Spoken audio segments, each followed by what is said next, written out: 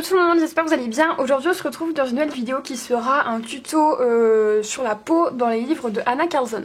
Vous avez été énormément à me demander de faire des tutos peau et je vous en remercie parce que voilà, à chaque fois j'ai pas mal de compliments sur mes peaux et ça me fait très plaisir. Maintenant je fais un petit disclaimer, je vais pas vous faire un tuto peau hyper réaliste etc. Je vais juste vous montrer comment moi j'aime bien placer les ombres et avec quel crayon je le fais.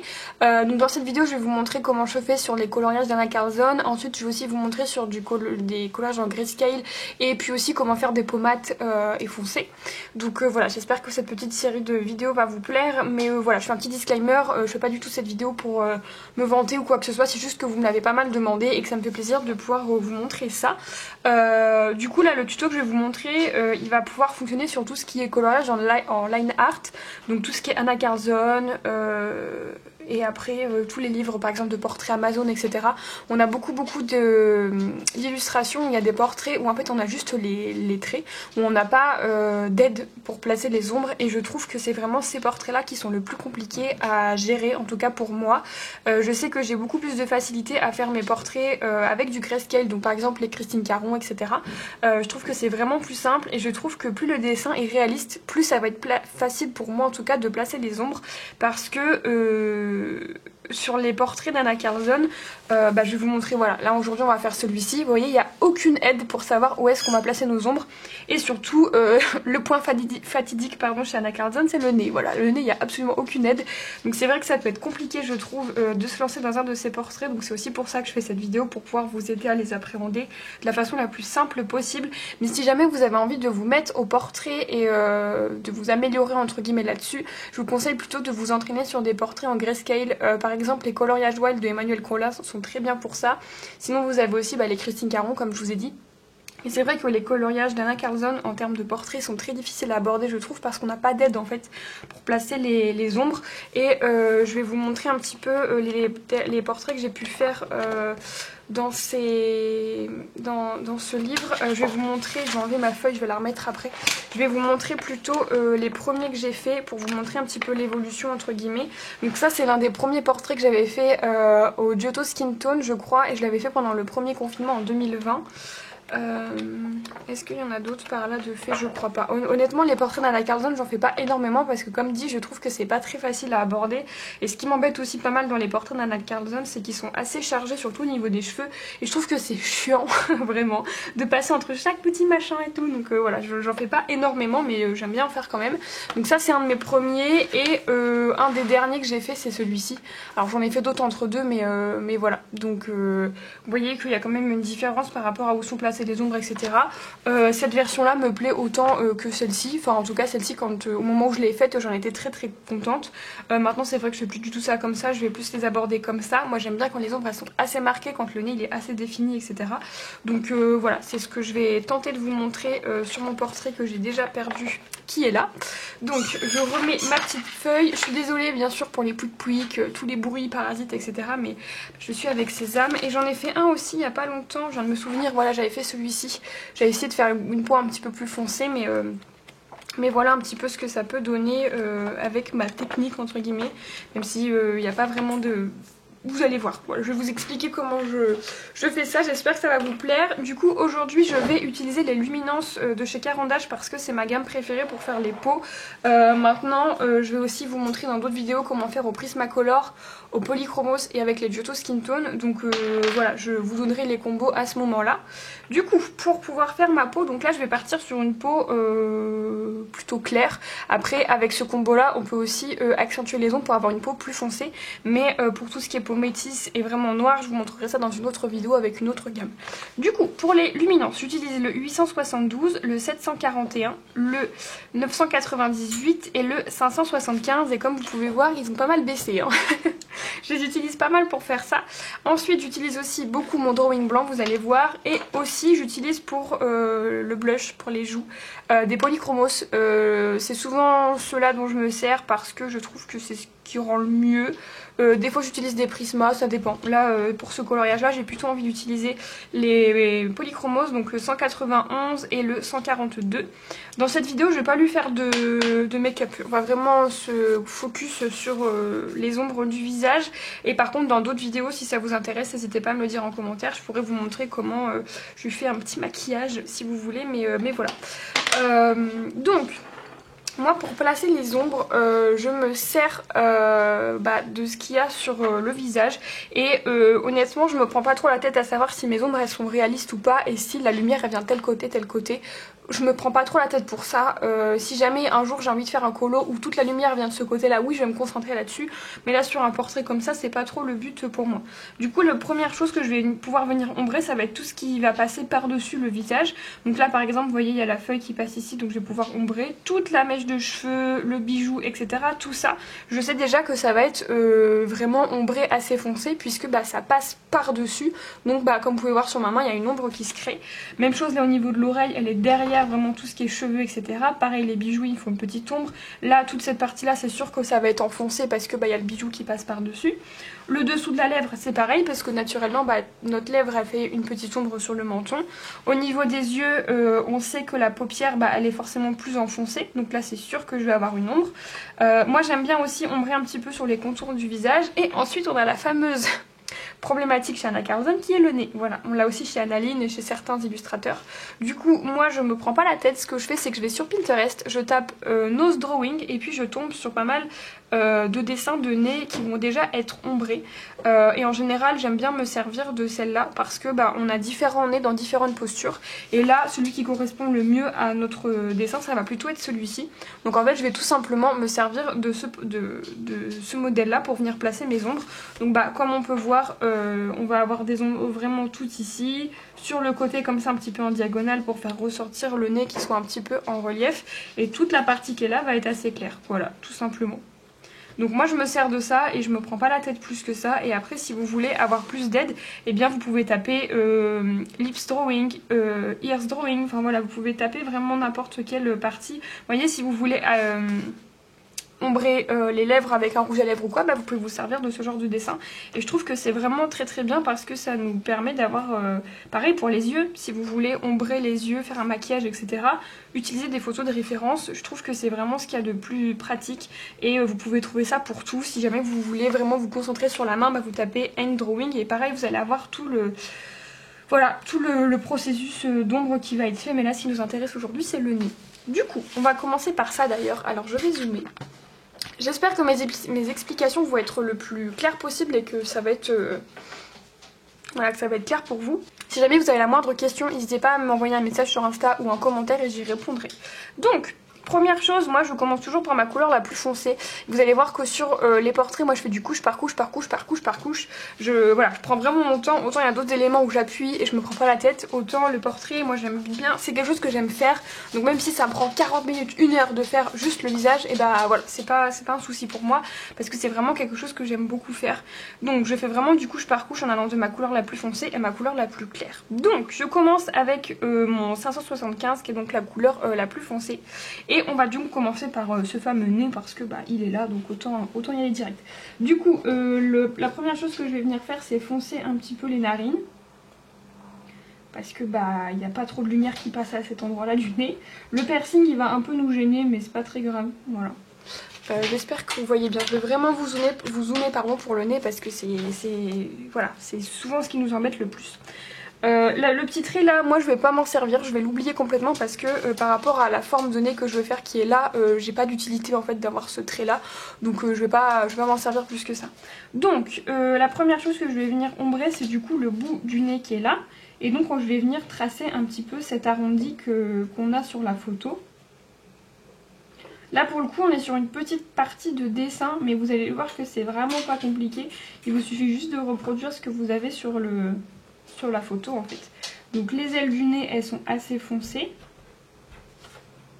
Hop. Et là du coup on remonte un petit peu en triangle ici.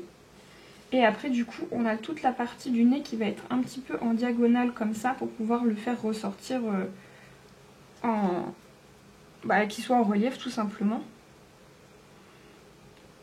Et donc souvent, vous avez qu'à toucher aussi votre visage, cette partie-là, qu'on a vraiment au coin de l'œil et au coin du nez. Ici, c'est souvent assez creusé. Donc même chose, on va avoir pas mal d'ombre qui va venir se mettre ici. Je suis vraiment désolée pour les pouic-pouic là.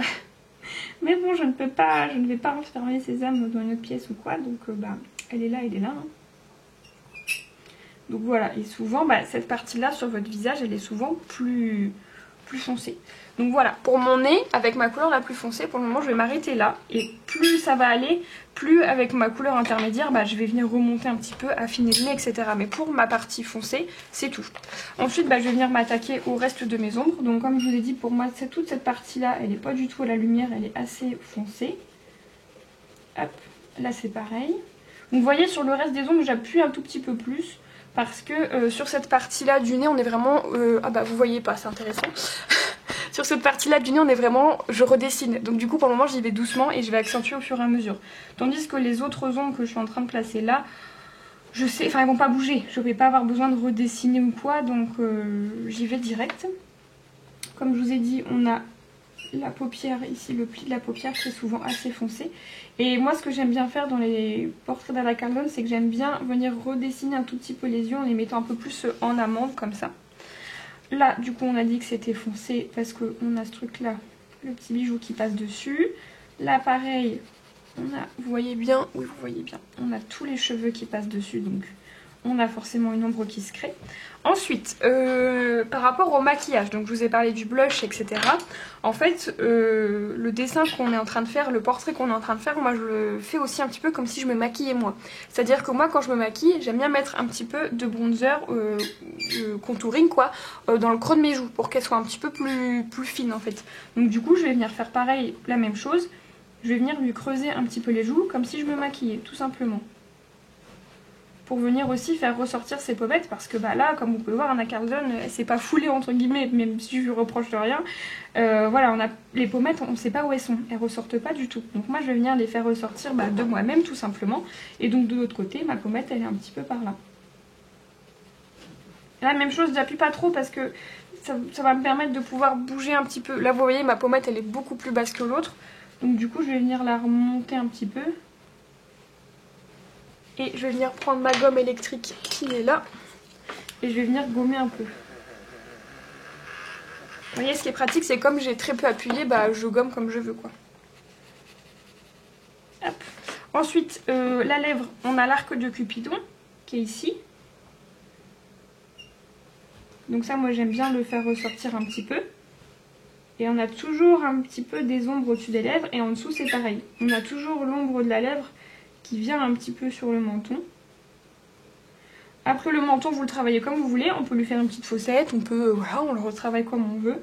Moi, c'est vrai que j'aime bien venir foncer un petit peu à ce niveau-là pour affiner encore un petit peu ce menton. Et donc là, mes ombres, elles sont plutôt bien placées, entre guillemets. J'aime bien venir placer une toute petite ombre ici. Parce que c'est la paupière en fait, voilà, j'aime bien. Donc, on va faire l'oreille aussi, parce que alors moi je suis la spécialiste pour oublier l'oreille. L'oreille, je me prends pas la tête, l'intérieur il est souvent assez foncé. Et après, dès qu'il y a un truc qui passe par-dessus, hop, je fais une ombre en dessous.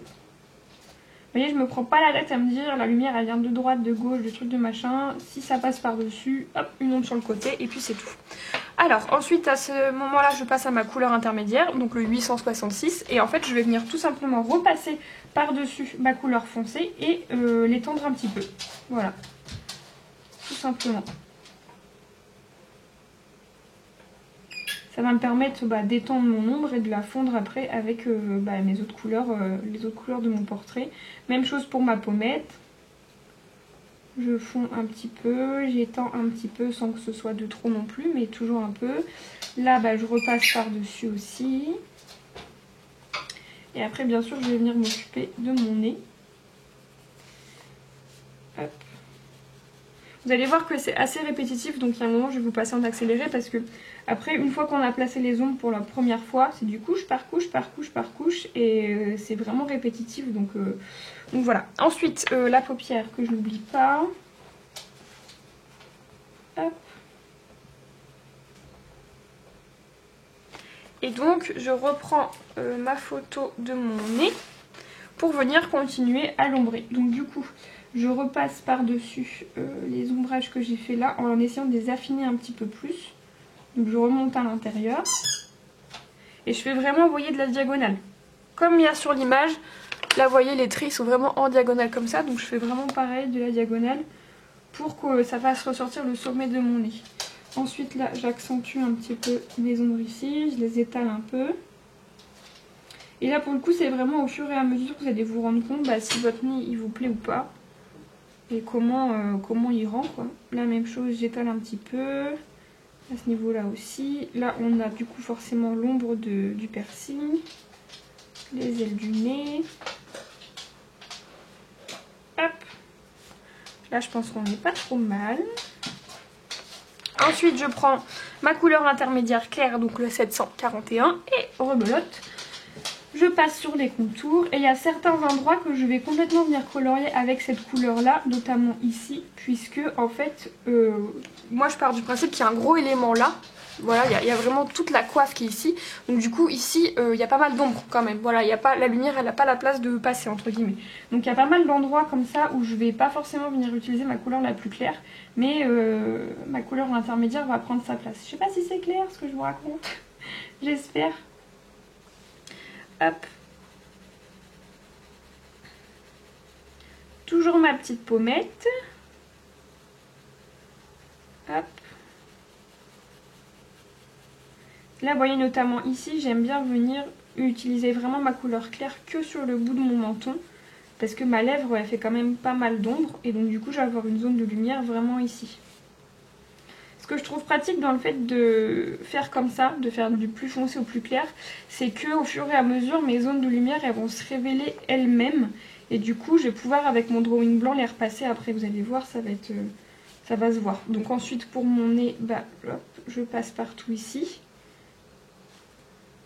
Du coup, mon arc de Cupidon, comme il fait un creux ici, là, il va forcément y avoir des petites zones de lumière que je vais laisser. Donc mon nez, je continue. Toujours sur la même lancée. Je fais toujours mes petits diagonales. Hop. Même chose par là.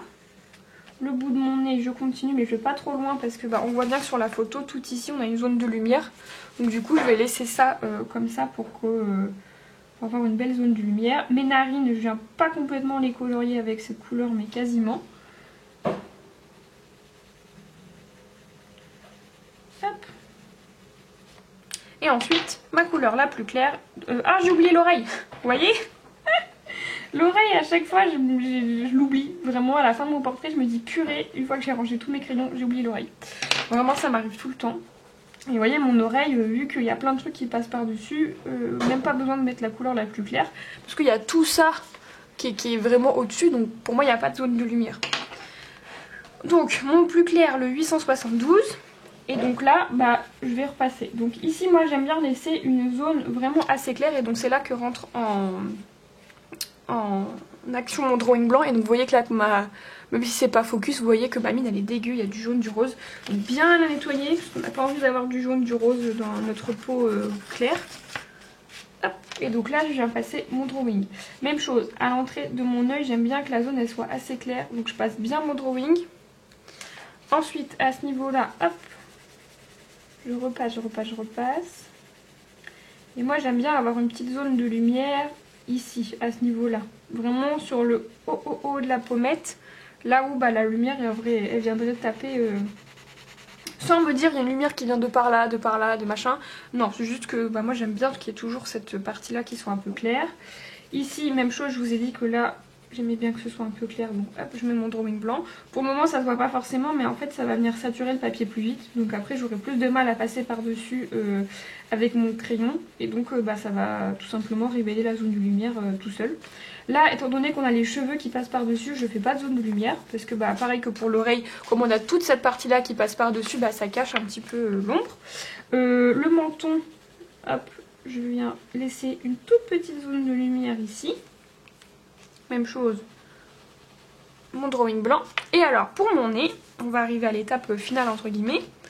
Je viens repasser un petit peu de mon clair un peu partout pour bien mélanger les couleurs. Hop.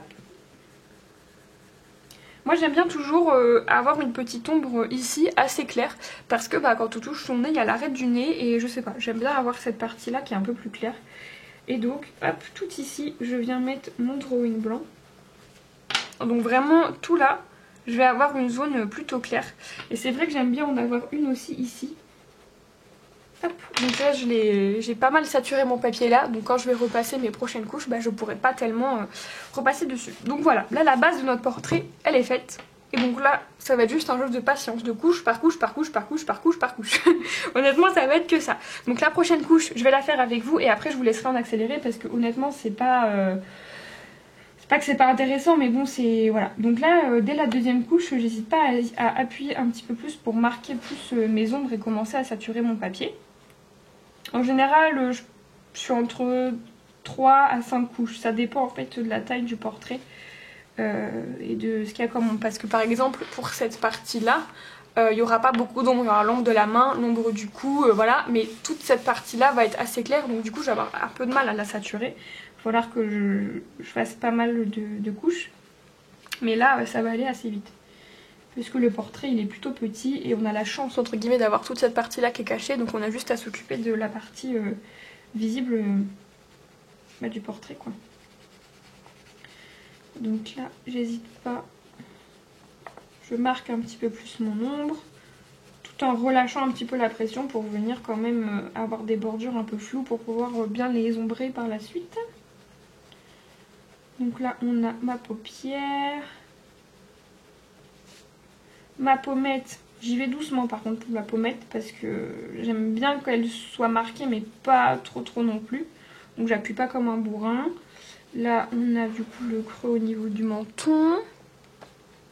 Le petit triangle sous la lèvre. L'arc de Cupidon.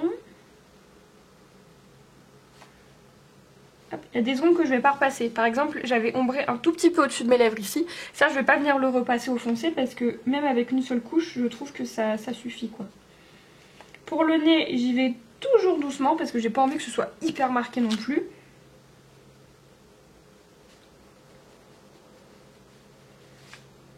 Hop.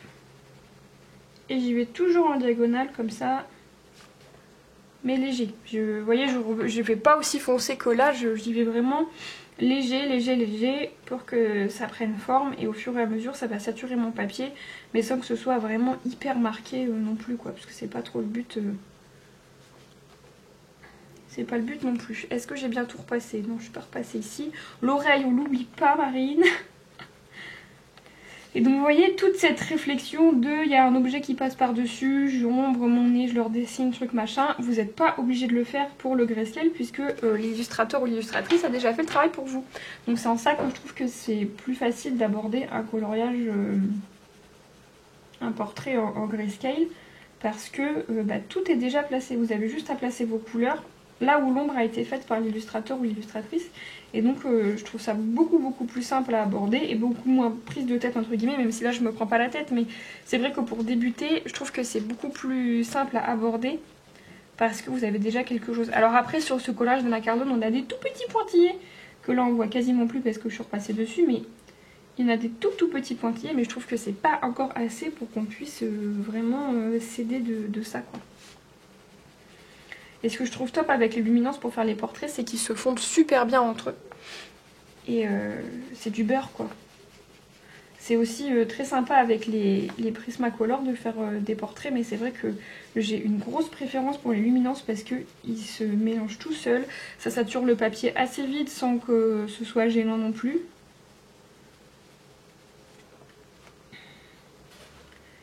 Hop.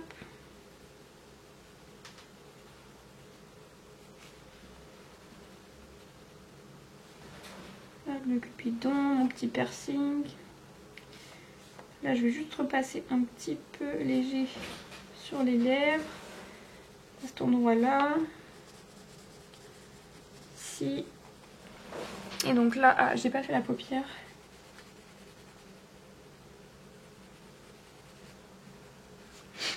Hop. Donc, mon 741.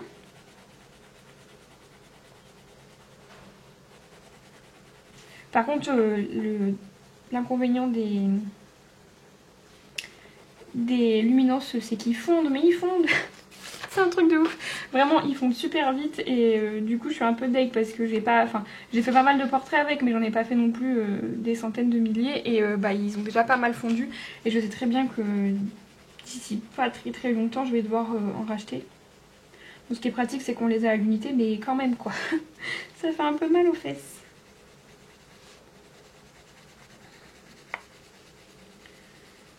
Hop, ma petite pommette. Là, je rejoins un peu.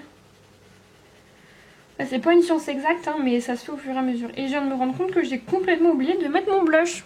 C'est bien, normalement je le fais à la première couche, bah vous voyez. J'ai complètement zappé, donc je vais vous montrer ça maintenant, c'est pas très grave hein, si on le fait à la première ou à la deuxième couche, mais c'est vrai que j'aime bien le faire assez tôt pour que ça se mélange bien. Là j'ai complètement oublié de le faire, donc je vais le faire juste après ma couleur claire, et comme ça après je vous mettrai en accéléré pour que vous puissiez voir la suite. Mais vous allez voir que c'est assez répétitif et que maintenant que mes ombres sont placées, je cherche juste à accentuer mes ombres et à saturer mon papier et c'est un peu tout quoi.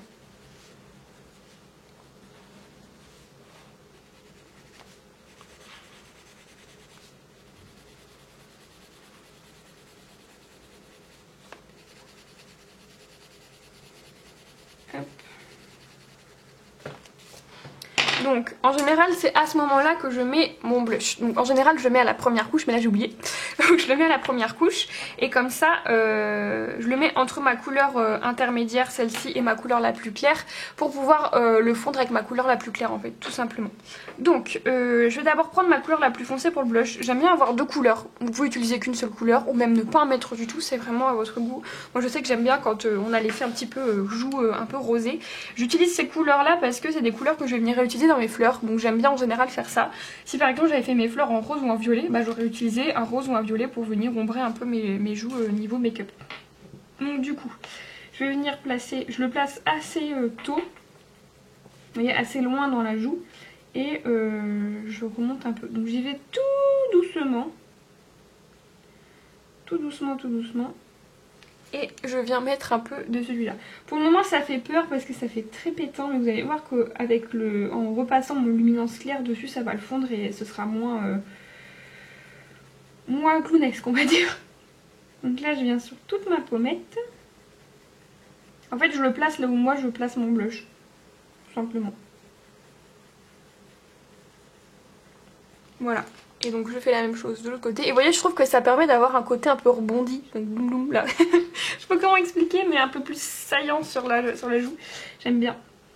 Donc la même chose. Hop. Et donc en plus clair.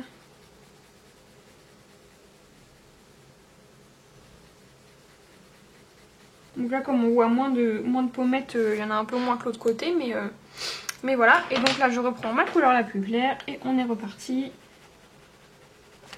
Accompagné de mon drawing toujours pour repasser sur mes zones de lumière. Et donc là je repasse vraiment où j'ai mis le blush pour bien venir le fondre en fait. Et donc avec ma couleur claire, j'hésite pas à aller jusque dans mon foncé pour bien fondre les couleurs entre elles. Et mon drawing blanc, vous voyez, je le mets mais en passant partout. Pour que pareil, ça passe pas à un trait blanc pour que ça se fonde au mieux. Et donc vous voyez, je pense qu'on voit déjà la différence entre ce côté et ce côté où on est beaucoup plus pastel entre guillemets et fondu sur ce côté là que l'autre côté. Hop.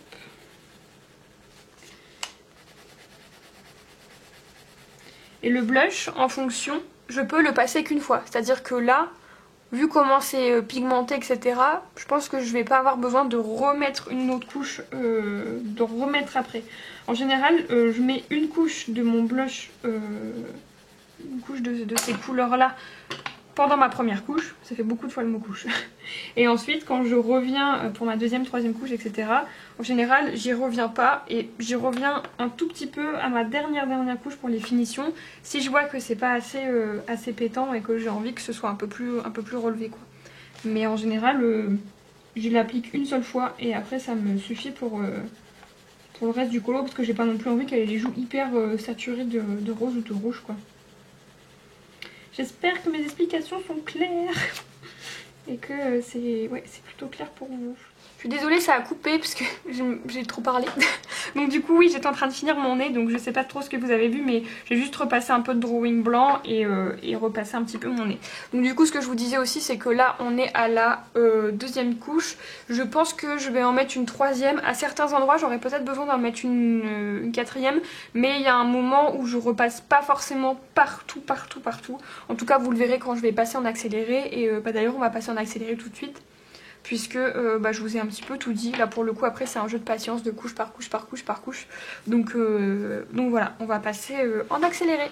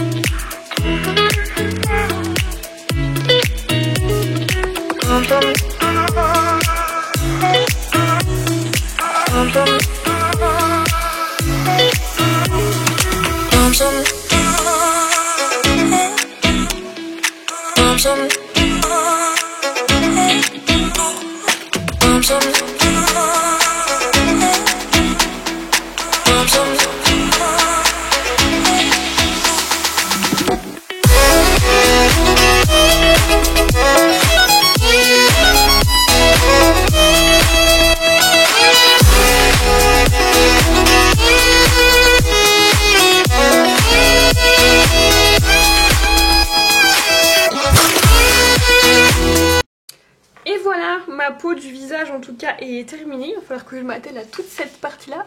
Mais voilà pour notre tuto. Du coup vous avez vu, j'ai refait qu'une couche en fait. Il y a certains endroits où je suis repassée un peu, j'ai rajouté un peu de cette couleur là dans les joues, et après avec mon drawing blanc voilà je suis revenue retravailler etc. Mais mon portrait il me plaît plutôt bien comme ça. La seule chose que je vais venir utiliser c'est mon Posca blanc. Est-ce qu'il est propre? Parce que si je viens mettre du bleu dans ma peau ça va pas le faire. En fait je vais venir utiliser un petit peu mon Posca blanc au niveau du coin de l'œil. Alors là c'est un Posca qui est un peu en train de me lâcher. Donc du coup il est assez... il est pas très opaque, et du coup ce que je viens de faire comme vous venez de le voir c'est que je passe juste un petit peu mon doigt. J'aime bien avoir une petite zone de lumière en plus ici. Et du coup là aussi. Et donc même chose, quand c'est en train de sécher, hop, je passe un petit peu mon doigt pour que ça reste, mais que ça reste vraiment léger. Même chose là du coup où j'ai fait mon arc de Cupidon, tout ça j'aime bien accentuer un petit peu encore, mais vraiment léger. Vous voyez je repasse dessus, et là sur mon menton même chose, je repasse vraiment léger. Voilà, moi j'aime plutôt bien mon portrait comme ça, il me plaît beaucoup, et puis j'ai hâte de pouvoir continuer le reste. Donc comme vous pouvez voir c'est assez accentué quand même, et voilà, après je trouve qu'on reste quand même sur des ombres plutôt légères, plutôt diffuse par rapport à un portrait en grayscale où on va être sur quelque chose de plus réaliste ou quoi. Voilà, et puis donc si jamais vous avez envie de faire une peau bleue, une peau verte, une peau rouge, peu importe, c'est le même principe, sauf que vous changez les couleurs, voilà, tout simplement. Il n'y a pas à s'embêter si vous avez envie de faire des couleurs de peau qui changent ou quoi, voilà. Pour la peau foncée, mate et noire, je trouve que c'est un petit peu différent. c'est le même genre, honnêtement je fais ça, c'est le même genre de technique du plus foncé au plus clair, mais je vous ferai quand même une vidéo dessus parce que c'est un peu différent, c'est un tout petit peu différent quand même, mais voilà, donc bah, j'espère que cette première vidéo de ma série de vidéos de portraits vous aura plu et que ça vous permettra de vous lancer dans les portraits si jamais c'est quelque chose qui vous fait un petit peu peur. Voilà, il faut se lancer et n'ayez pas peur de louper un colo, je pense qu'on a bien assez de livres de coloriage et de coloriage à faire pour toute une vie, voire même 4. Donc je pense qu'on peut se permettre d'en louper un et au pire sinon vous le photocopiez ou vous demandez à une colocopine qu'elle vous le réimprime si c'était vraiment votre colo préféré, voilà. Il y a toujours moyen de rattraper donc voilà, vous prenez pas trop la tête, lancez-vous, pas de stress, pas de pression et puis voilà, j'espère que cette vidéo vous aura plu, je vous fais plein de bisous et puis je vous dis à la prochaine.